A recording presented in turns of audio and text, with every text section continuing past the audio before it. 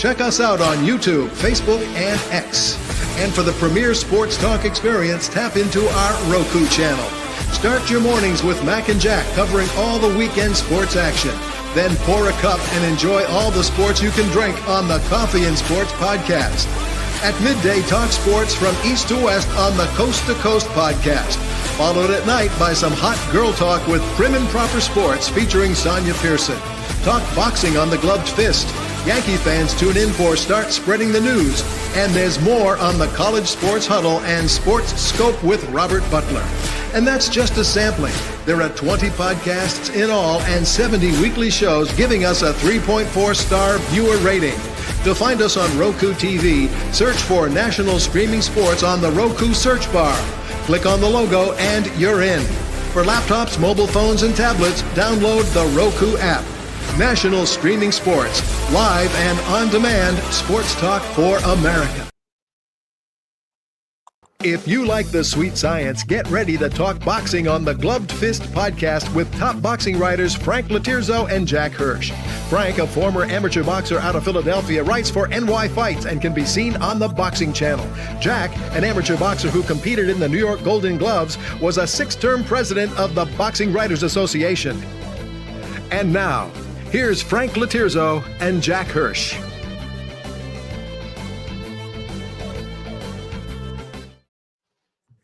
And we're back. Welcome to Glove Fist.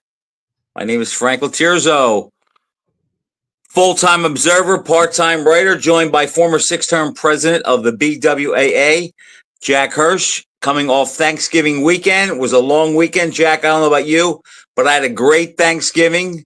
I watched a lot of good football. Some of it I expected. Some made me happy. Others I wasn't so happy about. How was your holiday? Good. I mean, I had company here, family here. It was a great time. The sound on the TV was off, but the games were on, so I got to see the Bears clock mismanagement. Then I got to see the New York Giants score a moral victory. Well, yeah, what the heck are moral victories in football? I'd love to see standings someday, Frank. Moral victories. I mean, moral victories are for losers, basically. Once in a while, I could condone it and say it's okay if you have an up-and-coming young team not expected to go anywhere, and they give a powerhouse team a real scare. Yeah, okay, I'll give it a pass once in a while. And then your Miami Dolphins in the nightcap. Family had left, and like I told you before the show, the Dolphins are gatekeepers. They're the Derek Chisora of the NFL, which isn't an insult. They can beat more teams than they're going to lose to. But when they go up against the really top of the line elite teams, they don't have it.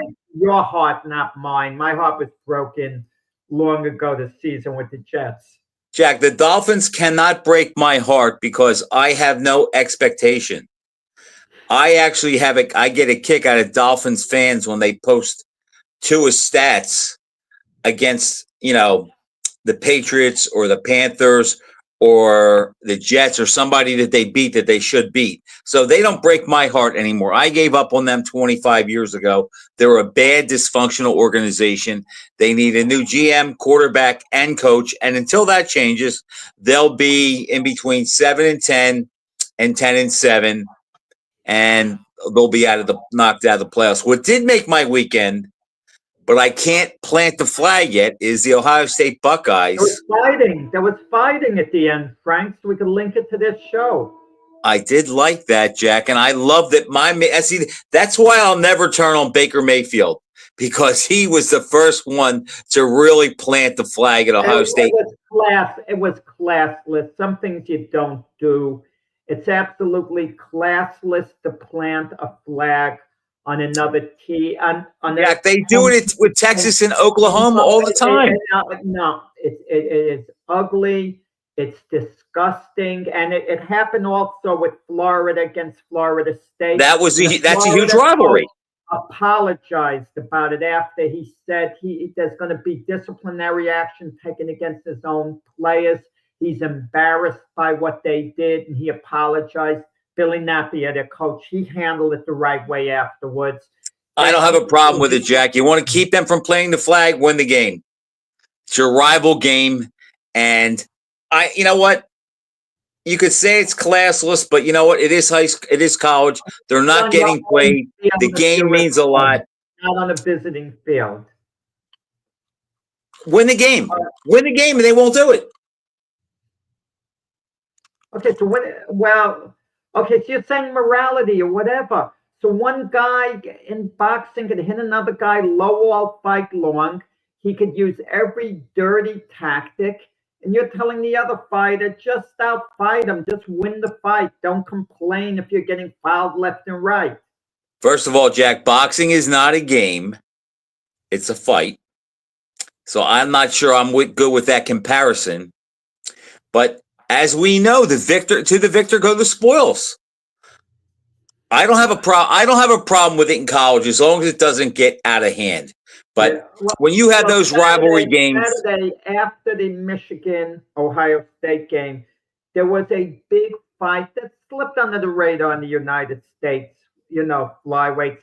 Galal Yaffe, unbeaten Olympic gold medalist against Sonny Edwards. And Yaffe started his pro career pretty late, but he's an elite fighter. He's an elite fighter. And Sonny Edwards, who lost to Bam Rodriguez, was considered top of the line. So it was considered a very even type fight in the UK where it was fought.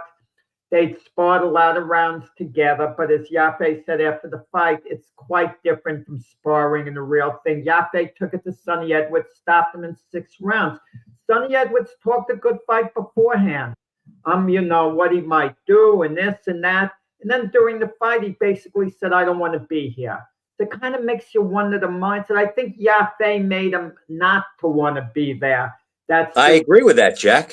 I don't mind the guy quitting, shutting off. Sometimes you see your opponent is just flat out better than you, and you're not going to beat him. I'm not against a fighter even pulling himself out rather than take a beating if it's a hopeless cause. Not that Edwards did it. They pulled him out, in the 6th round there. And Sonny Edwards says he's going to retire. That remains to be seen. But Yaffe, they're going to build him towards a big fight against Bam Rodriguez down the line. But rather than Eddie Hearn, who promotes Bam in addition to Yaffe, rather than take that chance, he's going to, build towards it. So it could be a really big fight. Yeah, Yaffe only has 9 fights, so the fight needs to marinate. But let me go back to what you said about Edwards. I've discussed my 1% theory on this show. And by that, you remember the Aguayo Pryor rematch. Oh, of course. Okay. Do you remember Aguayo sat on the canvas and watched the referee count him out? And some people say he quit. To me, he didn't quit. That was the moment that he realized, okay, I can't beat that guy. And if I get up, he'll put me back here again. I don't have a problem with that because to me, Aguayo lost his last 1% of belief that he could beat Pryor. Okay. And 1% will take you a long way. It's a big difference between having no percent. And I just think at that moment, he looked at the referee and said, okay, I can't beat this guy. And I can live with that because I did the best I could. There's nothing I can do to change it. I'm okay with that. I kind of think that Edwards kind of went through the same thing. And I think that's kind of why he said, okay, can't beat this guy. He's got my number. It's not my night. And what's the sense of taking a pounding when nothing's going to change? What happened with Joe Louis and Max Baer? Okay, that was the greatest performance of Lewis's career. He was incredible that night. And in the 4th round, Baer took a knee. He didn't get up, and he could have gotten up and beaten the count. And I'm paraphrasing. He said something to the effect that $25 or $50, whatever they paid for ringside, entitles the people to see a fight. It doesn't entitle them to see a slaughter. Yes. And he knew there was no way of coming back and winning the fight. Occasionally, we can get upset with fighters. For example, Jersey Joe Walcott in the rematch with Rocky Marciano getting knocked down. He quit before he got in the ring. Right. It didn't even look like a legitimate knockdown, but maybe it was, okay? But he waited till the referee set the 10 and waved his hands, and then he gets up complaining, how can you count me out? And that didn't compare to Quarry and Chavallo. I'm talking about Walcott went in with a preconceived, notion, I can't beat this guy. I'm not going to push myself to the limits. He didn't even try. Yeah, that's funny how we get on, and then we get on the guys that will keep going when all's lost. I mean, like Ali didn't want them to throw the towel. Well, he may have, but he would have never quit against Holmes. There's other fights where guys were just taking a beating that they would never stop, and we get mad when somebody gets hurt. Look, if you take my last 1%, and I know and you've convinced me, okay, no matter what I do, I can't beat you. Well, that's good enough for me. I don't care about anybody else. I know what I was feeling in there, and I can live the rest of my life. It's not life and death. It's a fight. It's boxing or MMA or whatever. But once I realized I gave it my best and I can't win, I can live with that. Yeah, and I'm watching also, as you know, I'm writing the book on Michael Spinks now. And one of the fights that I write about, basically a forgotten fight, when he stopped Stefan Tangstad from Norway, okay? And, watching the fight again in the fourth round, when Richard Steele asked Tangstad, do you want to continue? Tangstad mumbled very lowly, you could hardly hear to see it, that he had enough. A referee should never ask a fighter that. Because, they're puts him on the spot. Always going to want to continue. But it's okay if the fighter says he's had enough.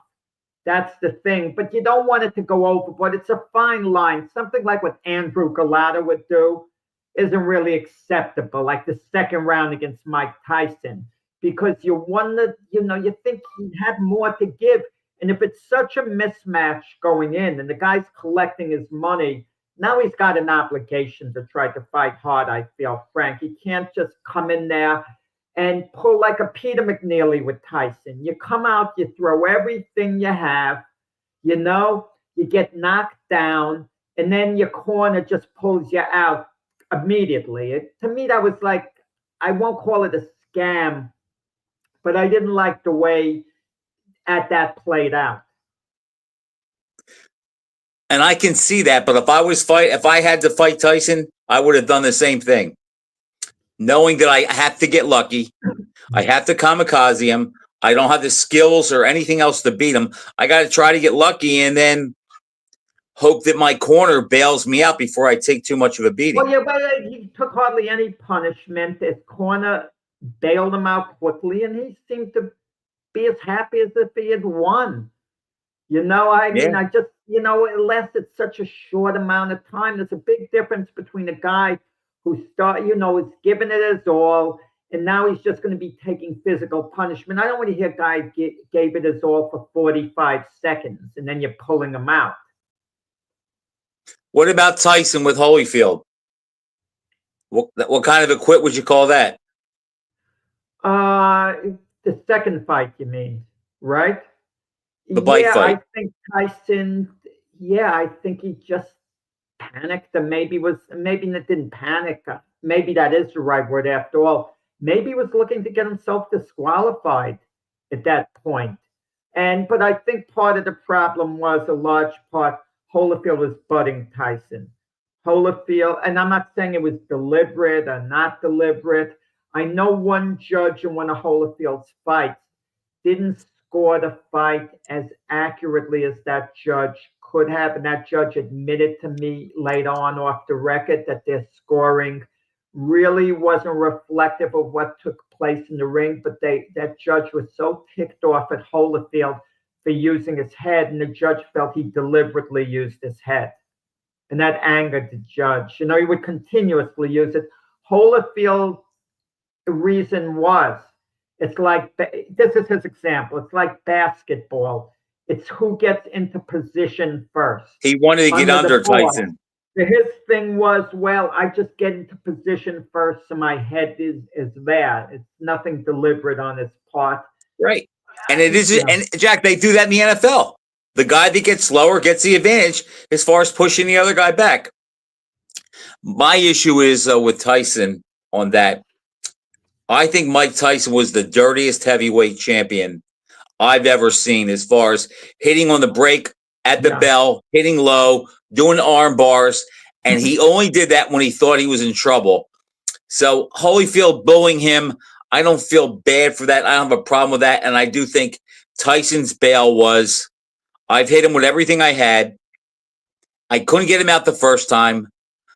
I'm in better shape this time, and I can't get him off me. And if this fight continues, I will get stopped again. So I'd rather go out looking like a nut than getting stopped again. Well, it all comes down to this.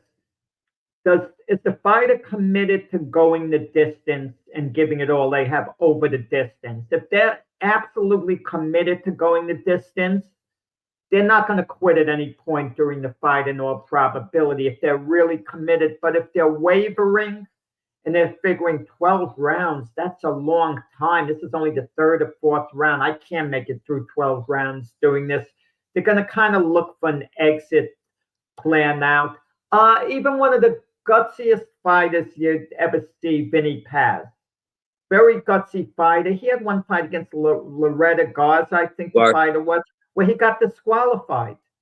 And it seemed to be at the end of the fight that Vinny, who was as tenacious as they came, I mean, was made, he never used tactics like that before to get disqualified at the end. That was just my feeling at the time, the one time I watched it. But there's nothing wrong with it. Sometimes if a fighter wants to get himself out of a fight, he's given it all he has. And how about two other big examples where guys quit? How about Clay Liston, the first fight? Yeah, well, that was different. Well, I shouldn't say different. Liston at the end of 6 rounds gave it all he had. He wasn't committed to going 15 rounds. So that's what made me think of that. So you think that he said, okay, I don't have the gas to go 15 rounds or 9 more rounds, and I'm going to really be embarrassed because of that. So I'm going to save myself the embarrassment, and I'm going to pull the shoulder thing. And they don't want to go through the physical exertion of pushing themselves all the way. Liston for the rematch against Ali that was supposed to take place in Boston, that was canceled 3 days in November. Before. Right, because Ali came up with a hernia. That Liston wouldn't have quit. He would have gone the full 15 rounds and probably, lose, but probably get outpointed. Ali probably wasn't going to stop that particular Liston, who was in top form. And of course, when they fought at Lewiston, Maine, Liston had lost his edge by that point. But I don't know how we prove that, but that's what everybody says. Yeah. All the writers say he was in great shape in November of 64. And then by May of 65, all of a sudden now he can't even skip rope. You could lose a lot during that time, 6 months. A tremendous It's possible. Amount. And how about Duran and Leonard, Jack? Why did Duran hang it up? Same thing, because getting embarrassed? Yeah, exactly. He was getting embarrassed. He wasn't committed to going 15 rounds. The Duran, for example, that lost to Benitez over 15 rounds would not have quit against Leonard. He would have kept churning away and doing what he felt he had to do. And he, probably would have lost. Benitez wasn't mocking him like Leonard was. I'm not. Did the mocking have anything to do with it? I think it does. When I can't do anything about you mocking me, it does. Yeah, I think more so I felt Duran just felt I can't beat this guy. Duran, for the first fight against Leonard, was in phenomenal shape. For the rematch, he was in decent shape to fight, a regular opponent, not a super fighter like Leonard. And that's not good enough. You can't just be in okay shape when you go against Sugar Ray Leonard. I always harp, and hey, doing Little Holmes, Jack, do you know how I always harp that if you don't see the fight live or score it live, your score doesn't mean as much. When I No. go back to Leonard Duran 2, and I was pulling for Leonard, I really thought, before I knew what was said or what was going to come, I thought Duran was so fed up with Leonard running and not trying to fight that he just said, "The hell with it! I'm going to make everybody look bad, and I'm going to quit." No, Because I don't think, Frank, I think you're that's what I felt in the overanalyzing moment, things. Jack.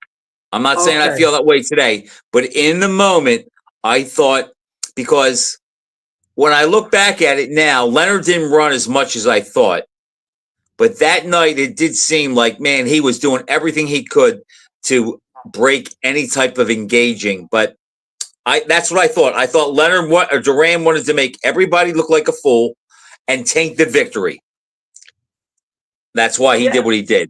I think it was a spontaneous decision. It That happens too. to fighters like all the time. You just feel you don't have it. Holyfield, even the fight he won, the first fight against White Muhammad Qawi, grueling fight. What a pace that was. 15 punishing In rounds. the The middle way of summer, July of '86. and Holyfield had to push himself to the limit. He went to the hospital after he was dehydrated. He admitted during the fight he thought of quitting. He thought, Ali said that in the Thriller Manila against Right. Frazier. He thought of quitting. And maybe both guys weren't that far away from just saying, I can't go on anymore. I mean, but they sucked it up and they pushed it out. But the idea that it crossed their mind that it was an option that they turned down. Jack, I remember about 3 or 4 weeks before that fight when Cowie left to go to Atlanta to finish up training. I remember telling him, because he thought, Holyfield 11 fights, no big deal. Wow. And I remember telling him, I said, Dwight, there's something about this kid. Don't sell him short. He has that intangible, that DNA that just, there's just something, he's just different. And that fight showed that Holyfield was different, because a lot of guys in there with Qawi at that pace aren't finishing the fight.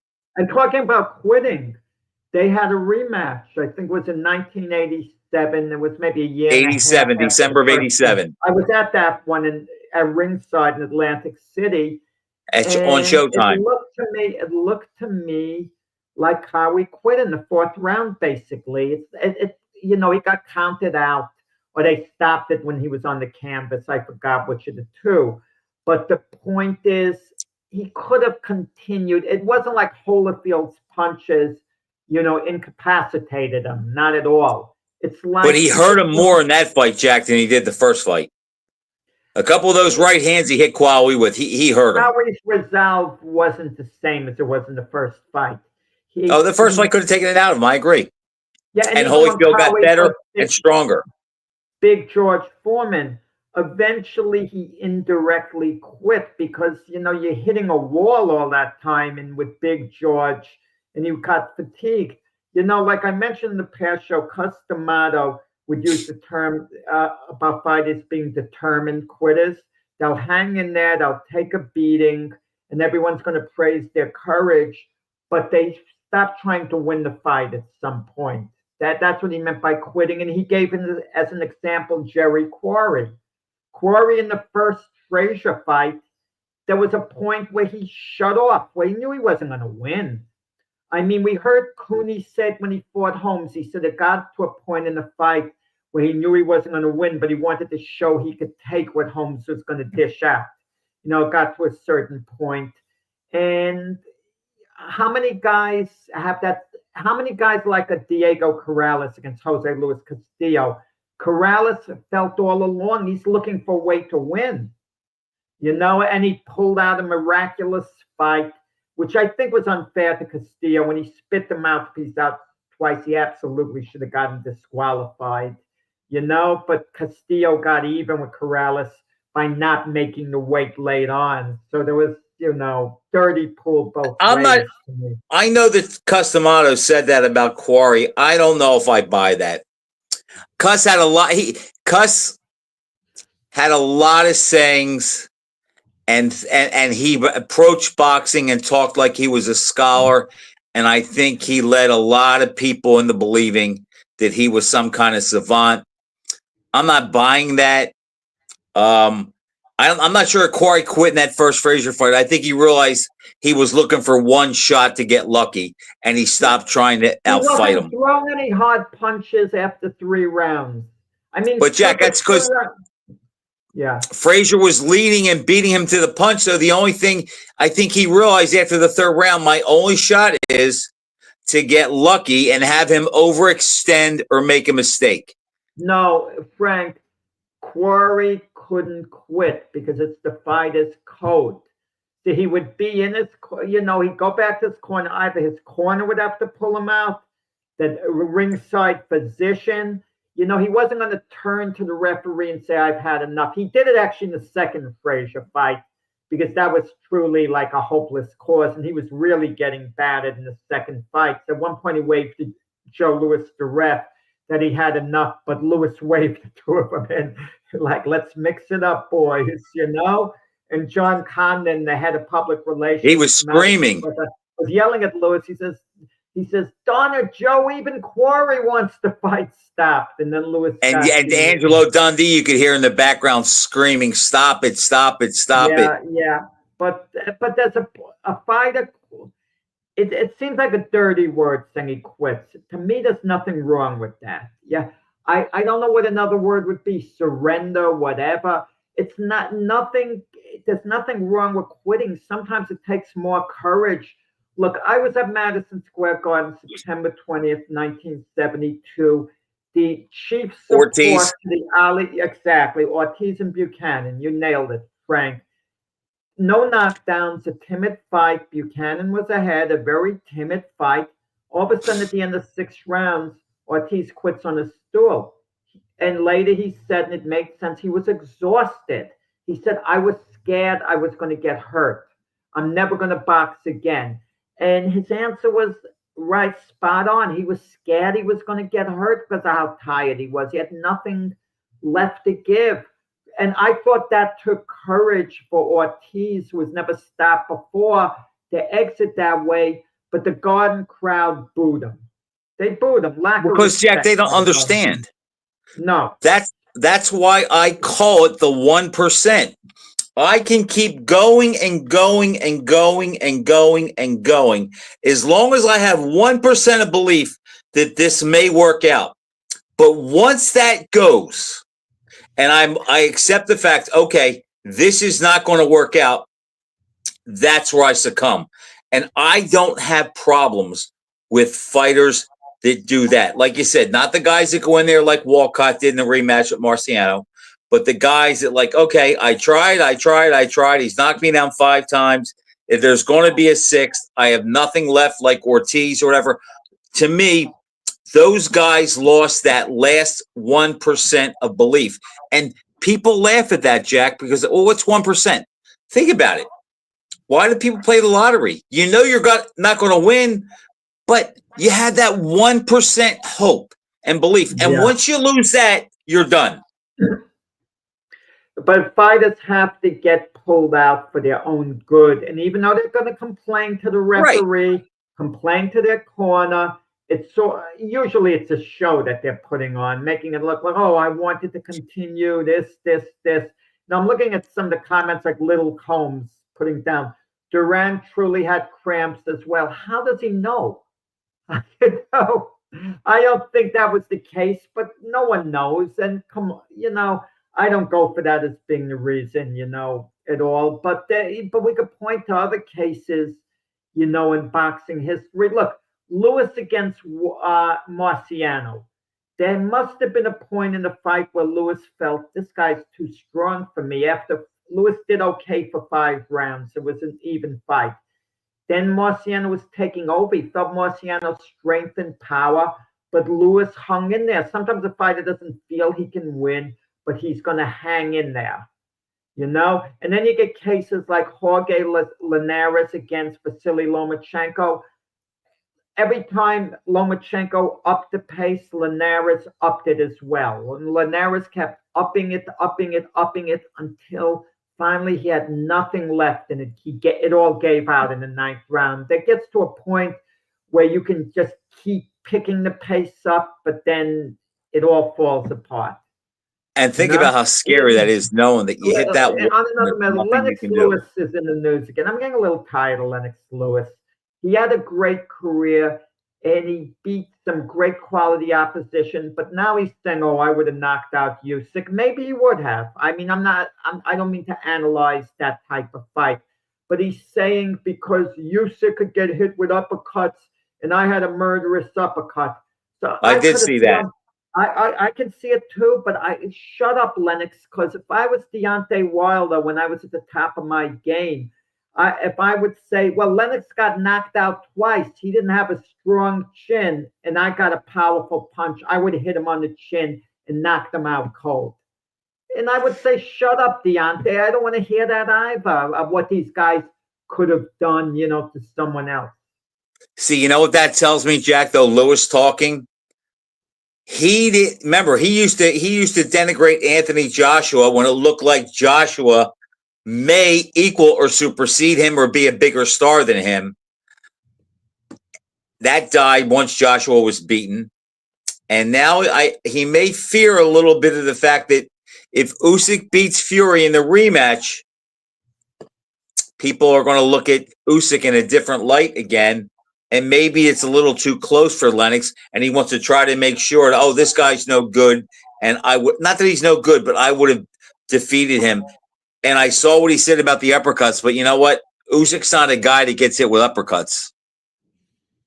Yeah, a jab or a right hand, but the uppercuts are not shots I see Usyk get hit with. Yeah, with Usyk, if he beats Fury, and to me, it's a fight that's very intriguing because I could see Fury winning it. Okay, the last fight was so close, and I know when we predict fights outcome, Frank, and it's a rematch, we think who could improve more over the last fight. Listen, the last fight, Fury, no doubt, Fury was can. in top shape.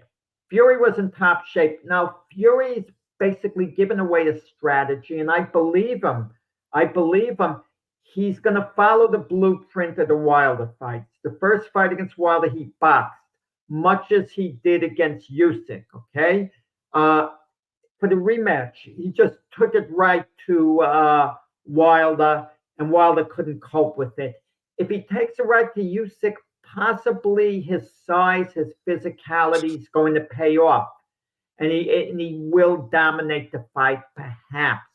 He'll have to do damage early.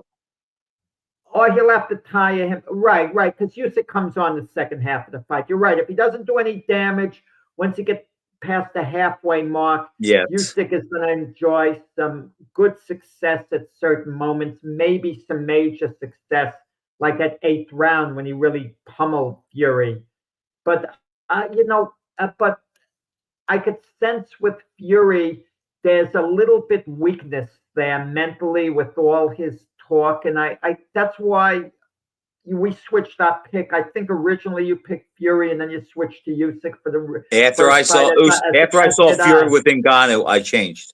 As did I. Well, it was more than that. It was when Fury had a press conference that he didn't have to point out to reporters about boxing history, all the smaller guys that couldn't cope with bigger guys. Why have that? It was like he's trying to psych himself into something, and he couldn't get into Usyk's head. And I think Fury knows that. Now he sees Usyk, he's going to talk bold, I'm going to smash him, this and that. But at the end, Fury just knows it's a fight. And then Fury's saying, who gives a darn? Even if I lost, I'm going to just be on the beach and I'm going to have my, drinks or this or that. And it's why get, hype about it. To Usyk, it's more like directly a boxing match. I don't think he's thinking, well, if I lose, what I can do with my life. The only thing that gives me a little trepidation, and I'm going to pick Usyk, and I don't see that changing. what bothers me a little bit is I think that Usyk went into that fight with Fury with the same type of mindset that Frazier had for Ali the first time. What he put himself through. We know that Usyk trained for basically a year, missed his one son being born, missed the everyone's birthday party. I don't think he can get there again and be that driven. Fury, I think, because he lost, and we've never seen him have to come off a loss.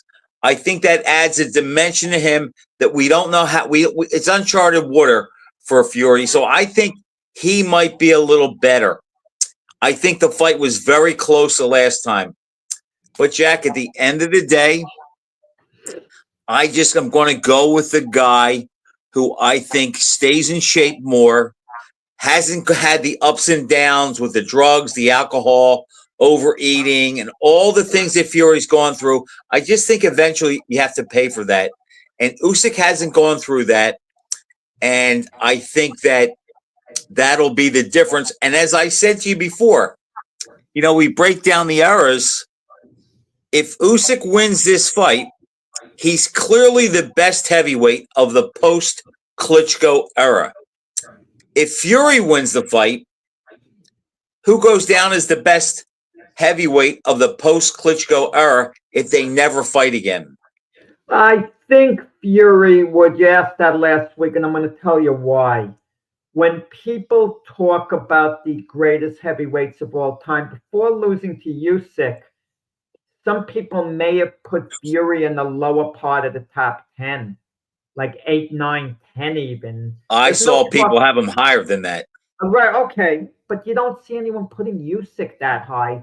No one would say Usyk, Usyk is the 5th best heavyweight of all time. You know why, Jack? You know why? Because Usyk is the same size as Ali and Ron Lyle and Foreman, where Fury is a giant. So it's easy to see how he may fare with the smaller guys, where Usyk, when he gets in with the guys from the 70s, the 80s, and the 60s, he's not the behemoth that Fury is. And I think that has a little bit to do with it. Listen, I just want to veer towards the Tyson-Paul fight. People still talking to me about it, Frank. People, really? Like I had a friend of mine who's not a boxing fan. She started talking to me about Paul and Tyson today. So you never know. But I'm not talking about Tyson now. There's one fight that's been bandied about a little bit, and I don't think it's a joke of a fight. Paul against Andre Ward, because Ward has been off so long, and he's not even going to be remotely the fighter he was. If it was the Andre Ward that we knew in his prime, of course he beats Jake Paul. I'm not going to even, go there with that. But an old Andre Ward who maybe can't pull the trigger on his punches. I mean, but he's not that old. He's not Mike Tyson old. And he keeps himself in pretty good shape. Yeah, but it's not the same as. It's not the same. I understand that. Not nearly. Okay, and you lose an awful lot. Ward may have lost, and Paul, if nothing else, has been active. He's been a real boxer over all these years. And Ward, as great as he was, has been a retired boxer. Difference. So I can't say with absolute confidence that Ward would beat Jake Paul at this if they stage. Fight at 168, I have no doubt. No. Well, the weight would be Paul would dictate that, but Ward wouldn't mind putting on pounds and coming in 195 if need be at this stage. I don't think he'd ever agree to that, Jack. No way. 175 or 168 are in the middle. If he's going to risk his unbeaten record, because it would be a sanctioned fight, you're talking about the millions he would be getting. Ward would be making a business decision. He'd probably be thinking, I think I could beat this guy, but if I lose to him, Ward's a family man, a very devoted family man. He's thinking all these millions, I could set up trust funds for my kids and this and that. he's probably thinking that way, even though Exactly. He turned down a ton of money to come back before, more than he's ever made, and he's never come back. I think he's too smart to make that decision, or this make that. unless he looks at Paul and feels, I could probably beat this guy. This isn't like a type of fight where I have to like worry that much. You don't know what's going through his mind, but I have no everyone doubt in my wants mind that he looks at him and thinks he can beat him, Jack. But I don't think he fights the 227-pound version of him. Yeah, I mean, who knows? But the idea it's been bandied about. Of course, Sylvester Stallone, I think I mentioned last week, feels that Tyson did what he had to do, kind of threw it. A lot of people feel that way. Tyson didn't They put just can't. out. And Jack, it's a Tyson syndrome. They just can't. They can't accept that he's 60 years old and he can't fight anymore at the pro level. yeah, but Tyson Holyfield on Netflix, people would tune in. Tyson If already shot that Paul- down. Well, you never know. If Tyson Paul did 65 million views, Tyson Holyfield will get up there with 40 million views, which is more than enough, or whatever. Evander Holyfield is 62 years old. It's Tyson sick. is 58. Can you believe that? It's sick, but it's kind But of. Jack, think about it. Why is there a market for that? Because boxing does not give the fans the fights they want to see. Boots Ennis and Virgil Hill are going back and I forth. want to talk about that in the ESPN doubleheader. Now, reportedly, they can't agree on the weight. I don't know what's going on. Ortiz wants to fight at 154. Boots wants it at 147, or Eddie Hearn wants it there, who promotes him. Because if Boots goes up to 154, he has to give up his belts. Who gives a darn that he has to give up his belts? Ortiz is a major fight. If Boots wins it and looks impressively, his name is worth more than any sanctioning body title. Could fight for any title he wants at junior middleweight, to go back to welterweight, or do whatever the heck he wants. The sanctioning bodies will do everything to accommodate him. So I don't like this attitude of Boots Ennis. 154 is fine. He was even mentioning after his last fight, maybe he should move up in weight. You're given the opportunity now. Is he getting cold feet to fight Virgil Ortiz? Is he thinking maybe it's a risk? I don't think so, but I wonder. I don't think so, Jack. I always think these things are a ploy and a business decision to get more money. Boots may also want to clean out the welterweight division and say he was undisputed. Jack, you can shake your head all you want. You know that they do that, and that means something to them. Being one of those 4 belt holders means something to a lot of the fighters, and I can see Boots wanting to do that. He'll be undisputed. It really, but still, he can say, but he cleaned out the division. Look, that's something Mayweather never did. Canelo never did that. You want to know something? Undisputed is for the fanboys. That's all it is, for the fanboys. I mean, we know who the champions were. We know Floyd Mayweather was the world champion. We know Canelo Alvarez was the world champion. We don't need any darn sanctioning body to tell us that they weren't, and for us to give it any credibility. I mean, sometimes the sanctioning bodies do good. Don't get me wrong. Sometimes you gotta enforce a certain mandatory. For example, if sanctioning bodies were around in the 1920s, they would have enforced Harry Will's right to get a shot at the title against Jack Dempsey. That would have been a good thing, And Dempsey should have gotten stripped of the title if there was a sanctioning body there for refusing to fight the perennial number 1 contender. But I don't want to hear Mayweather was never undisputed. Of course he was undisputed. He was the undisputed. He never cleaned out. He never cleaned out a division, Jack. He never cleaned out a division and put and planted the flag. This is my division and I own it. And I think that's more impressive than going up in a bunch of weight classes, as Marvin Hagler and Carlos Monzon both proved. Okay, but I could point a number of great fighters who were never undisputed. You can maybe point that out. It didn't take away from the championship pedigree. You know, But it what's adds funny- to it, Jack, when you clean out the division and you can say, I'm the best. I can pick out some fights in Mayweather's in certain divisions that he never took. Can't say that about Crawford. Yeah. By the way, ESPN has a wonderful doubleheader Saturday. Wonderful doubleheader. Okay. The probable main event, even though I think it shouldn't be the main event, is going to be it's really two co-main events. Emmanuel Navarrete against Oscar Valdez, a rematch. To me, that's a very good fight. I'm not overly excited about it. Navarrete's been one of my favorites, but listen, he's cooled off. He lost to Dennis Berinchek his title, and he's not quite the fighter that I thought he might be, but he's a heck of a fighter, tremendous volume puncher, you know, and possible future Hall of Fame in Navarrete. And a three-weight and three-division champion, right. Jack. Don't forget that. Right. I'm a big Navarrete fan.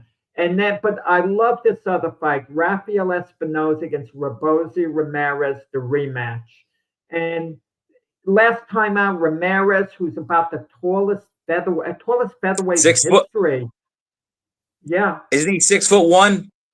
Oh, he's like the Sebastian Fundora of the featherweight division. But he can fight on the inside.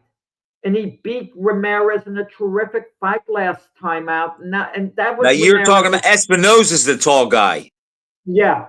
And Ramirez, an Olympic gold medalist, the guy who beat Shakur Stevenson in the am I getting the name right? I keep mixing it up with Shakur Sanders, the Colorado quarterback.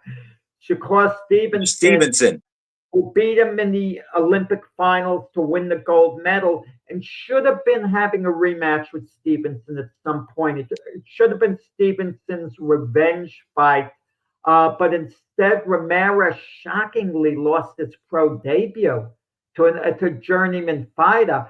That happens once in a while. You get a blip. But then he won all his fights after, was looking good. But then Espinoza shocks him, beats him by decision, knocks him down at the end of the fight. And Ramirez is claiming, of course, he had these issues, his father was sick. Right. But now they're having a rematch. It is a heck of a rematch that I'm looking forward to because Ramirez really is a top of the line fighter. And Espinoza looks like he might become something special. That remains to be seen. But I'm curious how this fight plays out. If he beats Ramirez again, and I think he will, and I think he's going to do it more decisively than before. I think he could, I'll have to say it's going to go to the scorecards at the end, even though I'm tempted to pick Espinoza maybe by a late stoppage because, he throws a ton of punches, tall, rangy. Espinoza got knocked down in their first fight, too, and got up. But it's a doubleheader to look forward to on ESPN that's being put on by Top Rank. And there's also a fight that slipped a little under the radar, which is a good fight. Liam Paro, the guy that beat Subriel Matos against Richardson Hitchinson. I'm having a brain freeze now on that. But that's on the zone. That's on the same card? No, that's a different one. That's on the zone, the Liam Paro fight. But the other two I talked about first, that's ESPN. Now, I'm going to miss those two fights, Jack, because I have to go to a wedding.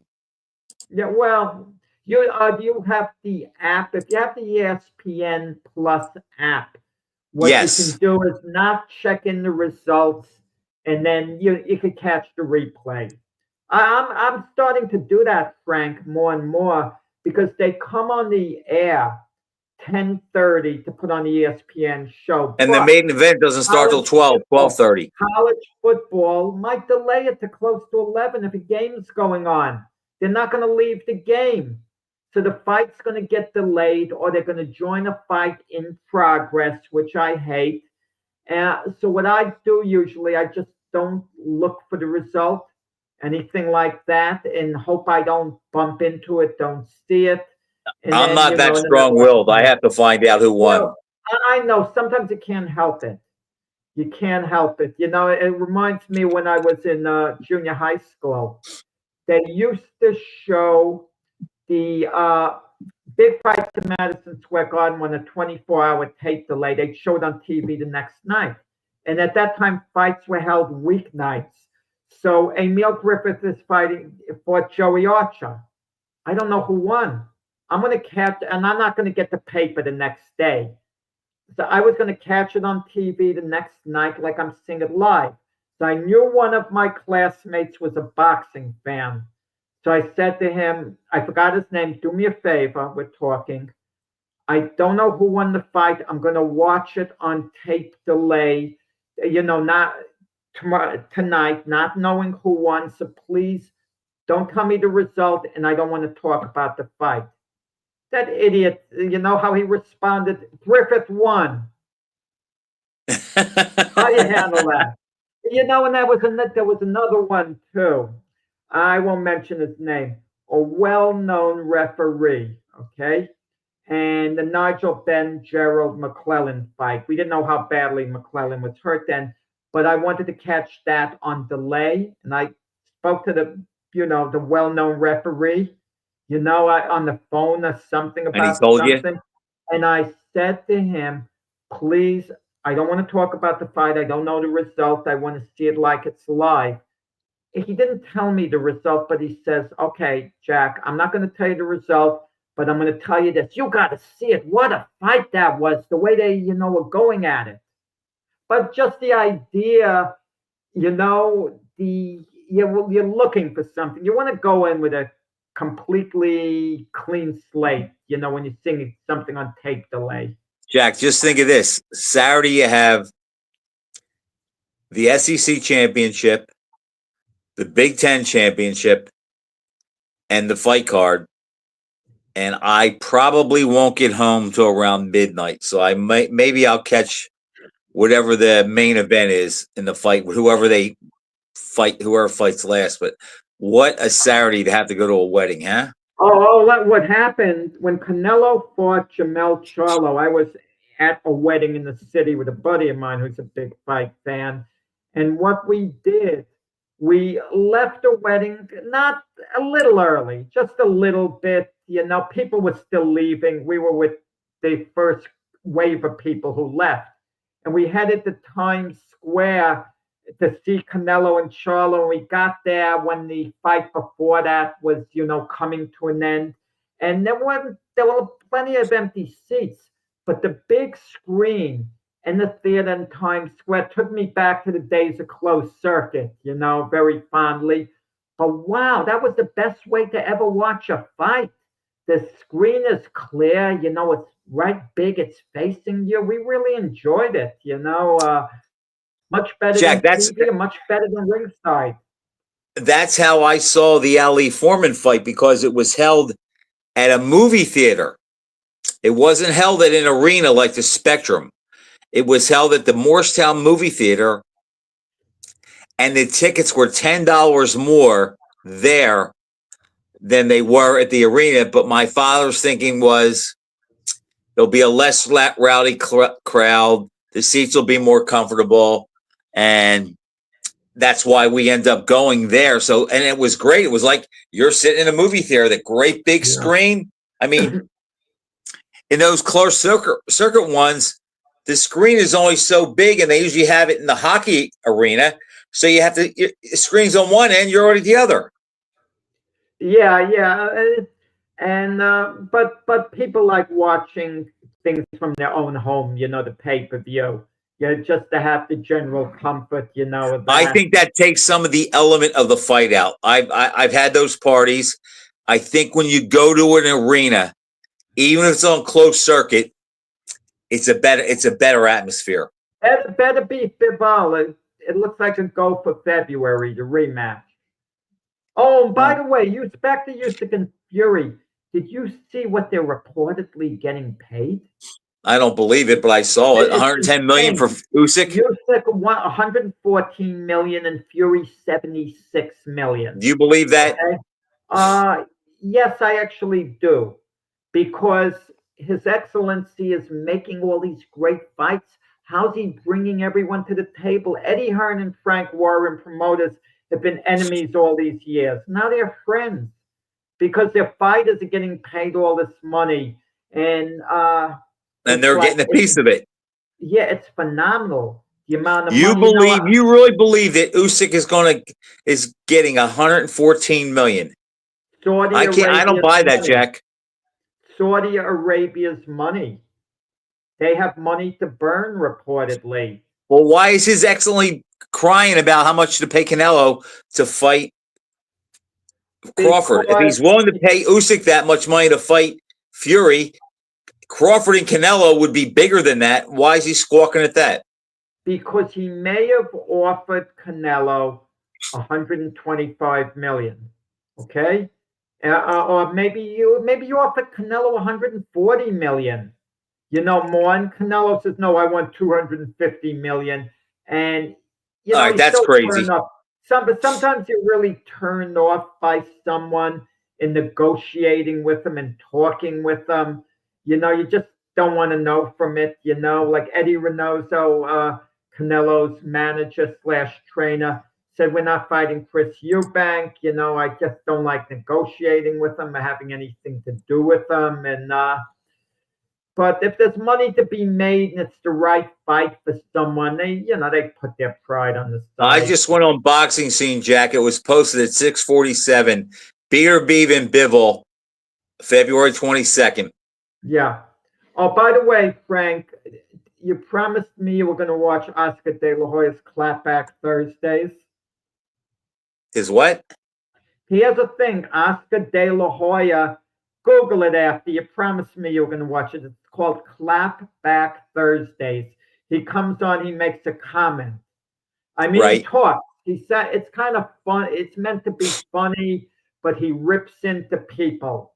He loves ripping into Canelo and this and that. He rips into Eddie Hearn. He rips into Canelo, and he goes on and on and on topics. It is funny.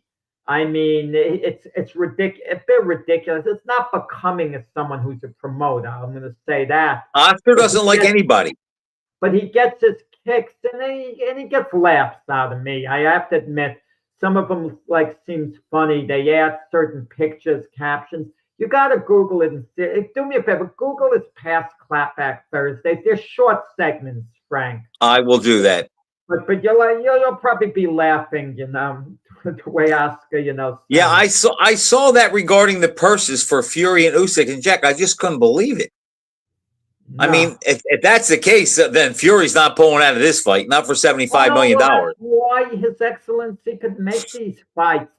I mean, you think the promoters, the better even Bivol would make that fight so easily on their own. They never make fights amongst themselves. No, it's all about the greenbacks. Yeah, money talks. You mentioned Canelo Crawford, man. I don't see Crawford, what he's going to do going forward, unless His Excellency, it seems to like Crawford, so he'll get him a fight. I think he said he would. It might only be for $5 million or whatever, but we'll see. The towering inferno, Sebastian Bandura could be in play, but Crawford's got to do something. It's inactivity. I would love to see Crawford and Ortiz. Yeah, exactly. If Ortiz would fight, on that fight, it's a makeable fight. You're right, 100%. He should be. That's a better fight than Boots and Ortiz. I think we can rest assured now. We know the fact we're never going to see Boots and Crawford. I don't think so, but I'm too much of a gap. If Boots and Ortiz doesn't come off because Boots didn't want to give up his welterweight titles, I don't want to hear Boots complaining or calling anyone out going forward, because this is a big, big fight. You fight Ortiz, it'll be for a belt, then get the junior middleweight belts. He said he was going to move up to that division anyway. I don't want to hear it from Boots anymore if this fight doesn't take place because of him. They all change their stories, Jack. I don't know who or what to believe anymore. Well, we'll see. Okay, Frank. So I'm not going to ask you a prediction on tonight's game as we're going off. The Cleveland Browns against the Denver Broncos. That's kind of a ho-hum game, for the Monday night. But I got you last week, though. I had the Ravens. You had the Chargers, right? Yeah. I'm not having a good football season with the picks. I've been terrible. Who do you like? Last year, not this year. Who do you Okay, like to Frank. win the Big Ten title, Oregon or Penn State? Oregon. How about Georgia or Texas? Texas to win the national championship. Okay, Frank. Until next week. All right, Jack. Take care. Great seeing you, and we will talk to you next week. Thanks for watching, everybody.